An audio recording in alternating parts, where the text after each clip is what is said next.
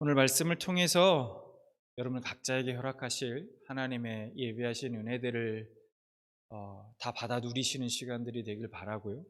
또 말씀 속에서 깨닫게 해주시는 그 말씀을 통해 그것을 붙들고 여러분들 삶 가운데 실천함으로 말미암아 하나님의 거룩한 능력들이 여러분들 삶 가운데 드러나기를 소망합니다. 베드로전서 1장 15절부터 16절을 보면 베드로 사도가 그리스도인들에게 이렇게 말씀하고 있습니다. 말씀을 볼까요? 오직 너희를 부르신 거룩한 이처럼 너희도 모든 행실에 거룩한 자가 되라. 기록되었으되 내가 거룩하니 너희도 거룩할지어다 하셨느니라. 이 말씀 속에서 우리는 하나님의 관심이 어디 있는지 알 수 있습니다. 하나님의 관심이 어디 있는 것 같습니까, 여러분? 이 말씀 속에서 바로 하나님의 백성의 거룩에 있습니다. 이런 하나님의 관심을 알게 된 베드로 사도 또한 이 거룩이라는 것에 대해서 관심을 가졌다라는 것이죠. 그런데 베드로 사도뿐만이 아니라 사도 바울 또한 마찬가지입니다. 사도 바울은 하나님께서 우리를 부르신 목적이 뭐냐면 바로 이 거룩함이라고 말합니다. 그래서 데살로니가전서 4장 7절을 보면 이렇게 말씀하고 있습니다. 하나님이 우리를 부르심은 부정하게 하심이 아니요 거룩하게 하심이니. 오늘 살아가고 있는 이 땅의 그리스도인들에게 거룩하라고 지금 요구하고 있는 것입니다. 성경은 우리들의 거룩에 대해 관심이 아주 많습니다. 대표적인 성경이 바로 오늘 우리가 함께 나눌 바로 이 레위기서입니다. 레위기는 거룩을 이야기하고 있습니다. 그중 오늘 본문에서 다루게 될 거룩은 레위기 1장부터 17장까지의 의식과 관련된 어떤 제사 의식들과 관련된 어떤 정결함이 아니라 우리의 구체적인 삶, 우리의 일상 속의 삶의 실천과 관련되어 있다는 것입니다. 이 거룩이라는 것이 말입니다. 즉 예수 그리스도를 믿고 하나님의 백성된 자들이 어떠한 삶을 살아가야 하는가에 대한 얘기라는 것입니다. 그래서 오늘 말씀은 이 거룩함으로 부름받은 우리에게 있어서 매우 중요한 말씀입니다. 오늘 본문은 하나님께서 모세를 통해서 이스라엘 공동체에게 주시는 말씀입니다. 먼저 하나님은 이스라엘에게 왜 거룩하라고 말씀하셨는지 그 이유에 대해서 말씀하십니다. 19장 1절과 2절 말씀을 보겠습니다. 여호와께서 모세에게 말씀하여 이르시되 너는 이스라엘 자손의 온 회중에게 말하여 이르라 너희는 거룩하라 이는 다 여호와 너희 하나님이 거룩함이니라. 한마디로 하나님은 거룩하신 분이시기 때문에 하나님의 백성도 거룩해야 한다고 말씀합니다. 여러분 만약에요 우리가 누군가에게 학생다워야 한다 또는 선생님다워야 한다 또는 의사다워야 한다라고 말한다면 그렇게 말하는 이유는 그 말을 듣는 사람이 이미 학생이기 때문에 선생님이기 때문에 의사이기 때문일 것입니다. 그렇죠? 학생이 아닌 사람에게 학생다워야 한다, 의사가 아닌 사람에게 의사다워야 한다라고 말할 수 없습니다. 하나님께서 하나님의 백성인 우리에게 너희는 거룩하라 라고 말씀하신다는 것은 우리가 이미 거룩한 존재이기 때문입니다. 그 거룩한 존재로 부름받았기 때문이라는 것이죠. 하나님은 우리를 왕같은 제사장으로 거룩한 나라로 부르셨습니다. 거룩하다라는 말은 히브리어로 구별, 분리라는 뜻을 가지고 있습니다. 즉 거룩은 구별되다, 구별되었음을 뜻한다는 것이죠. 하나님이 이스라엘 백성들을 부르시고 택하셔서 그들을 거룩한 하나님의 백성으로 삼아 주셨습니다. 그러므로 구원받은 그들은 자신들의 그 낡은 과거의 습관들, 그 구습을 버리고 하나님의 법에 순종하며 세상의 가치관이 아니라 하나님의 법을 쫓아서 과거와는 다른 구별된 삶을 살아야 하는 것입니다. 자, 그러면 그 거룩한 삶, 그 구별된 삶이 무엇인지를 우리가 구체적으로 한번 살펴보도록 하겠습니다. 3절과 4절 말씀을 먼저 보겠습니다. 너희 각 사람은 부모를 경외하고 나의 안식일을 지키라. 나는 너희의 하나님 여호와니라. 4절, 너희는 헛된 것들에게로 향하지 말며 너희를 위하여 신상들을 부어 만들지 말라. 나는 너희의 하나님 여호와니라. 3절 말씀을 우선 보면 10계명 중 2계명이 떠오릅니다. 어떤 계명입니까? 5계명 그리고 4계명이 떠오릅니다. 그리고 4절을 보면 1계명과 2계명이 떠오릅니다. 우선 3절 말씀이 10계명과의 차이가 있다면 10계명에는 부모를 공경하라 라고 말씀하셨는데, 이 말씀에는 부모를 공경하라 라고 하지 않고 부모를 경외하라 라고 말씀합니다. 왜 이렇게 말씀하셨을까? 이것은 하나님을 경외하는 사람은 부모를 경외하고, 부모를 경외하는 사람은 하나님도 경외하는 사람이어야 함을 강조하고 있는 것입니다. 또한 4절에 보면 신상을 부어 만들지 말라라고 말씀하고 계시죠. 그런데 그 신상이 누구를 위한 신상이라고 말씀합니까? 너희를 위하여 신상을 부어 만들지 말라 이렇게 말씀하지 않습니까? 너희를 위하여라고 말씀하십니다. 즉 그때나 지금이나 사람들이 우상을 만들고 섬기는 이유는 모두 자기를 위해서라는 것입니다. 사람들은 자기 자신이라는 신을 만족시키기 위해서 우상을 만드는데, 하나님은 우리를 위해서 그러한 우상을 만들지 말라고 말씀하십니다. 요즘은 그때처럼 어떤 신상을 만들어 놓고 우상으로 섬기고 경배하고 그러는 것이 아니지만, 요즘엔 보이지 않는 어떤 무형의 우상들이 존재하지 않습니까? 그 중에 대표적인 것이 바로 자기 자신이라는 것입니다. 그때나 지금이나. 부모를 경외하고 안식일을 지키고 하나님만을 사랑하고 섬기는 것이 바로 거룩한 구별된 삶을 사는 것이라 말씀합니다. 그 다음에 5절 말씀을 이어서 보겠습니다. 너희는 화목제물을 여호와께 드릴 때에 기쁘게 받으시도록 드리고, 6절, 그 제물은 드리는 날과 이튿날에 먹고 셋째 날까지 남았거든 불사르라. 셋째 날에 조금이라도 먹으면 가증한 것이 되어 기쁘게 받으심이 되지 못하고, 그것을 먹는 자는 여호와의 성물을 더럽힘으로 말미암아 죄를 담당하리니 그가 그의 백성 중에서 끊어지리라. 갑자기 십계명과 연관된 말씀을 하시다가 화목제에 관련된 말씀을 하십니다. 별로 상관없는 말씀처럼 보여져요. 이게 우리의 거룩한 삶과 무슨 연관이 있을까? 예전에 제가 어렸을 때 시골에 이렇게 살 때요, 명절 때만 되면, 특히 막 설 이럴 때, 설 명절 때, 큰 명절 때만 되면 마을 사람들끼리 모여서요 돈을 걷습니다. 그래서 돈을 모아가지고 큰 돼지 한 마리를 사서 그 돼지를 잡습니다. 그래서 그 고기를 다 마을 사람들끼리 나눠 먹어요.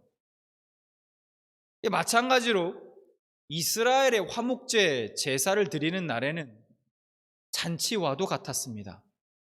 이스라엘이 하나님께 제사를 드릴 때는 항상 제물을 드려야 했는데, 번제는 제물을 모두 태워서 드렸고, 소제, 속건제, 속죄제의 제물은 하나님 앞에서 태워서 드리는 부분을 제외하고 나머지는 누구의 몫이었냐면 제사장의 몫이었습니다. 온전히.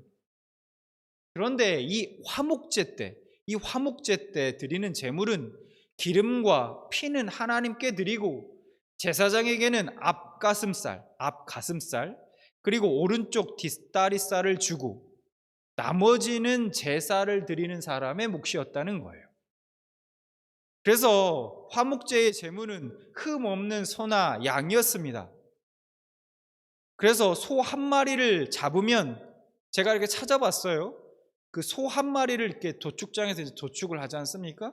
그 도축을 하면 살코기가 얼마나 나오나 제가 좀 찾아봤습니다, 인터넷으로.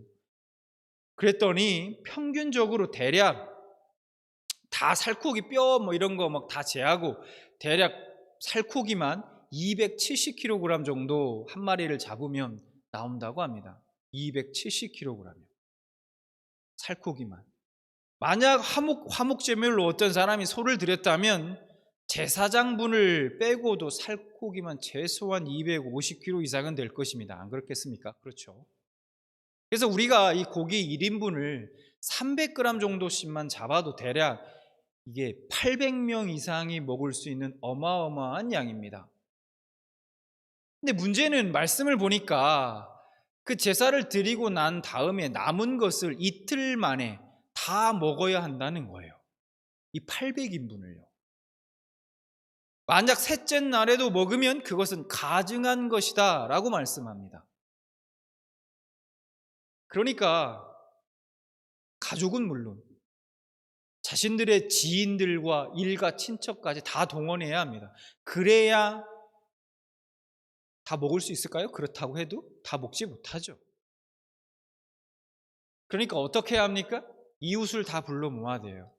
이웃과도 나누고 잘 모르는 사람과도 불러서 같이 나누고 심지어 별로 사이가 좋지 않은 사람들도 불러서 같이 와서 같이 자리에 앉아서 나눠 먹어야 했다는 거예요. 그러니까 그렇게 하라는 겁니다.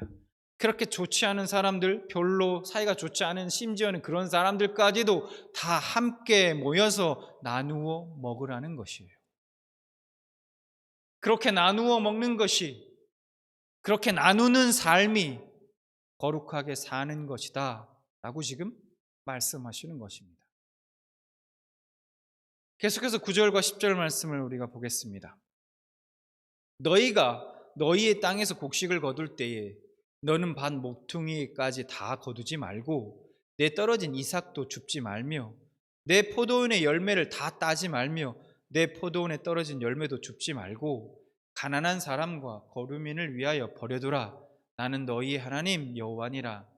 하나님께서는 곡식을 추수할 때 땅에 떨어진 알갱이는 줍지 말라고 하십니다. 포도 농사에서 수확할 때도 마찬가지입니다. 왜 줍지 말라고 말씀하십니까? 그것은 고아와 과부를 비롯한 가난한 사람들과 이방인을 위한 것이라는 겁니다. 즉 하나님의 백성이 거룩하게 산다는 것은 자신의 수입이 모두 자신만을 위한 것이 아니라 이웃을 위한 목도 그 안에 포함되어 있다는 것을 기억하면서 살라는 것입니다. 굉장히 구체적이지 않습니까? 말씀이요. 자, 11절 12절 말씀 이어서 또 볼까요? 너희는 도둑질하지 말며 속이지 말며 서로 거짓말하지 말며 너희는 내 이름으로 거짓 맹세함으로 내 하나님의 이름을 욕되게 하지 말며 나는 여호와니라. 도둑질하지 말라고 말씀합니다. 바른 절차, 정당한 과정을 거치지 않고 가지려고 하지 말라는 겁니다. 단순히 재물뿐만이 아니라 그 어떤 것도 바른 절차와 정당한 과정을 거치지 않고 얻은 것은 도둑질이라고 말할 수 있을 것입니다. 또한 자신의 이익을 위해 상대방과 약속을 깨뜨리거나 속이기 위해서 거짓을 말하지 말라고 말씀합니다. 그리고 상대를 속이기 위해서 여호와 하나님의 이름으로 맹세하는 것은 하나님의 이름을 망령되게 일컫는 것일 뿐만 아니라 하나님을 욕되게 하는 것이라 말씀합니다.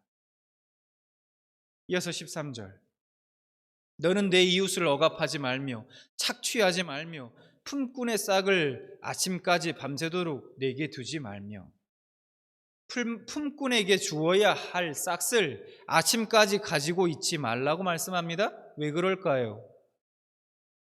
품꾼은 그 삭슬 받지 못하면 밤새 그 가족들이 굶을 수도 있기 때문입니다. 그 품꾼을 고용해서 쓰는 사람이야 그럴 리 없겠지만 넉넉하니까 품꾼은 하루 벌어 하루 먹고 사는 사람들은 그 품삯을 바로바로 주지 않으면 가족들이 굶어야 할 수도 있기 때문에 놔두지 말고 바로 그 품삯을 내어주라는 것입니다. 14절, 너는 귀먹은 자를 저주하지 말며 맹인 앞에 장애물을 놓지 말고 내 하나님을 경외하라. 나는 여호와니라. 하나님을 경외한다고 하면서 다른 사람이 가진 장애로 인해 어떤 사람을 차별하거나 경멸하거나 무시해서는 절대로 안 된다는 것입니다. 15절부터 18절까지 계속해서 이어서 말씀을 좀 보겠습니다. 너희는 재판할 때에 불의를 행하지 말며 가난한 자의 편을 들지 말며 세력 있는 자라고 두둔하지 말고 공의로 사람을 재판할지며 너는 내 백성 중에 돌아다니며 사람을 비방하지 말며 내 이웃의 피를 흘려 이익을 도모하지 말라. 나는 여호와니라. 너는 내 형제를 마음으로 미워하지 말며 내 이웃을 반드시 견책하라. 그러면 내가 그에 대하여 죄를 담당하지 아니하리라. 원수를 갚지 말며 동포를 원망하지 말며 내 이웃 사랑하기를 내 자신과 같이 사랑하라 하는 여호와, 나는 여호와니라. 누구의 편에 들거나 치우쳐서 재판하지 말고 다른 사람을 또한 비방하거나 자신의 이익을 위해 다른 사람을 이용하지도 말고 또 다른 형제를 미워하거나 원수를 갚지 말라고 말씀합니다. 왜일까요? 이러한 삶의 모습들은 모두 거룩한 하나님의 백성의 품격과는 거리가 먼 것이기 때문입니다. 하나님께서는 당신의 백성 이스라엘 자손에게 너희는 거룩하라고 명령하셨습니다.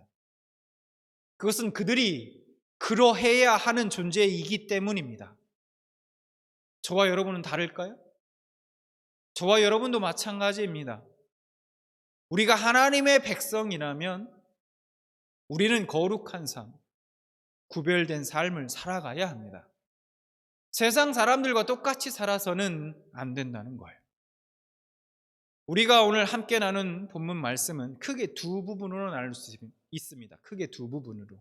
3절과 4절까지는 3절부터 4절까지는 하나님 사랑에 대한 말씀이고 나머지 5절부터 18절까지는 이웃 사랑에 대한 말씀으로 이렇게 크게 두 부분으로 나눌 수 있습니다.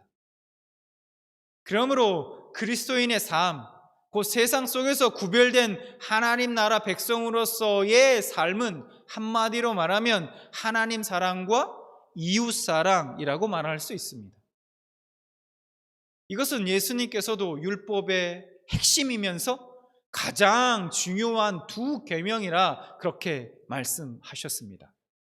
그래서 마태복음 22장 37절부터 39절까지 보면 이렇게 말씀하죠. 예수께서 이르시되 내 마음을 다하고 목숨을 다하고 뜻을 다하여 주 너의 하나님을 사랑하라 하셨으니 이것이 크고 첫째 되는 계명이요 둘째도 그와 같으니 내 이웃을 내 자신같이 사랑하라 하셨으니. 여러분 이 본문 기억나십니까? 제가 전에 이 본문을 가지고 말씀을 전한 적이 있습니다. 기억을 한번 떠올려 보시기 바라요. 우선 하나님 사랑과 이웃 사랑을 말씀하시면서 첫째, 둘째 이렇게 하시면서 말씀하시는 걸 볼 수 있습니다. 그러다 보니까 자칫 하나님 사랑의 계명이 더 중요하고 이웃 사랑은 왠지 덜 중요한 것처럼 생각될 수 있다는 거예요. 그런데 39절 말씀을 보면 그와 같으니 이런 말씀이 있죠. 여기서 이 그와 같으니에서 이 같으니가 헬라어로 호모이아라는 단어인데 그 뜻이 어떤 뜻이냐? 그 성질이 똑같다, 동일하다라는 뜻을 가지고 있습니다. 그러니까 지금 예수님의 말씀 속에서 알 수 있는 것이 무엇입니까? 예수님께서 첫째 계명 하나님을 사랑하라는 계명과 둘째 계명 이웃을 사랑하라는 계명이 같은 것으로 보고 계신다라는 거예요. 특히 이 호모이아라는 단어가 가장 많이 쓰인 곳이 어디냐면 바로 예수님이 비유로 말씀하실 때, 비유로 설명하실 때 가장 많이 등장하는 단어입니다. 예를 들면 마태복음 13장 31절에 보면 천국은 마치 겨자씨 한 알 같으니 할 때 이 같으니 여기에 같은 단어 호모이아라는 이 단어가 쓰였습니다. 천국을 본 적도 없습니다. 가본 적이 없어요. 천국을 설명해도 사람들이 깨닫지 못합니다. 그러니까 사람들이 이해하기 쉽게 예수님께서 비유로 말씀하신 것입니다. 그러면 예수님은 지금 두 계명을 말씀하시면서 왜 이 호모이아라는 단어를 사용하셨을까요? 마찬가지죠. 본 적도 만난 적도 없는 그 하나님을 사랑하라라고 말씀하면서 사람들이 구체적으로 그러면 우리가 어떻게 사랑하는 하나님을 어떻게 해야 사랑하는 것이 사랑할 수 있습니까? 라고 말할 수 있지 않습니까? 그래서 하나님을 사랑하는 것이 바로 이웃을 사랑하는 것이다 라고 비유로 말씀하기 위해서 이 호모이아라는 단어를 쓰고 있다는 거예요. 그래서 예수님이 이렇게 말씀하시는 겁니다. 하나님을 구체적으로 어떻게 사랑해야 하냐면 바로 네 이웃을 사랑하는 것이 하나님을 사랑하는 거야. 쉽게 설명해 주고 계신 것이죠. 여러분, 이웃을 사랑하는 것이 바로 하나님을 사랑하는 것입니다. 그러니 하나님 사랑은 반드시 이웃 사랑으로 나타나야 한다는 거예요. 말로는 하나님을 사랑한다라고 하면서 이웃을 사랑하는 모습이 삶 속에 나타나지 않는다? 하나님을 사랑하지 않을 가능성이 있다라는 것이죠. 누가복음 3장을 보면 세례 요한이 사람들을 향해 회개했다는 증거를 행실로 보여라 라고 말하면서 스스로 너희들이 아브라함이 너희들의 조상이라 그런 얘기 하지 말아라 그렇게 선포합니다. 이 말씀을 한마디로 말하면 나는 하나님의 백성이다 말만 하지 말고 하나님의 백성답게 거룩한 삶, 구별된 삶을 살아야 한다 이렇게 말씀하신 것입니다. 이에 사람들이 세례 요한에게 묻습니다. 아니 그러면 우리가 무엇을 해야 합니까? 이 질문에 대해서 세례 요한이 이렇게 대답합니다. 먼저 가난한 사람을 도와주라고 말씀합니다. 예수 그리스도를 믿고 구원받아라 뭐 이런 얘기 하지 않아요. 가난한 사람들을 도와주라 이렇게 말해요. 누가복음 3장 11절 말씀을 볼까요? 대답하여 이르되 옷 2벌 있는 자는 옷 없는 자에게 나눠줄 것이요 먹을 것이 있는 자도 그렇게 할 것이니라 하고 그 다음에 이제 세리들이 세례 요한을 찾아와서 또 묻습니다. 우리는 좀 어떻게 해야 합니까? 그러니까 그렇게 물으니까 예수님이 세리들에게 말합니다. 불법적으로 세금을 더 거두지 말라라고 그렇게 이야기합니다. 13절 이르되 부과된 것 외에는 거두지 말라 하고 그 다음에 구린들에게는 어떻게 말하냐면 다른 사람의 것을 무력으로 협박하거나 빼앗거나 그렇게 하지 말라. 거짓으로 다른 사람들 고소하지 말라. 그렇게 이야기합니다. 14절. 군인들도 물어 이르되 우리는 무엇을 하리이까 하며 이르되 사람에게서 강탈하지 말며 거짓으로 고발하지 말고 받은 급료를 족한 줄로 알라. 거룩은 어떤 의식에 참여한다고 해서 거룩해지는 것이 아닙니다. 눈물을 흘리면서 열심히 회개한다고 해서 거룩해지는 것이 아니라는 거예요. 거룩은 세상과는 구별되는 삶을 살아가는 것입니다. 그게 거룩이에요. 거룩은 하나님의 백성답게 살아가는 것을 말합니다. 거룩은 하나님을 사랑하고 이웃을 사랑하는 것입니다. 거룩은 거룩하다 말로 하는 것이 아니라 삶에서 실천으로 나타나는 것입니다. 오늘 여러분의 귀에야 마음에 들려진 이 말씀에 순종하는 것이 바로 거룩인 것입니다. 하나님께서 이스라엘 자손에게 하신 말씀을 오늘 우리에게도 동일하게 말씀하십니다. 내가 거룩하니 너희도 거룩하라. 기억하시기 바랍니다. 주님 앞에 우리가 서는 그날까지 하나님을 사랑하고 이웃을 사랑하는 하나님의 백성답게 거룩한 삶, 구별된 삶, 하나님이 기뻐하시는 삶을 살아가시는 여러분들 되시기를 진심으로 축원합니다.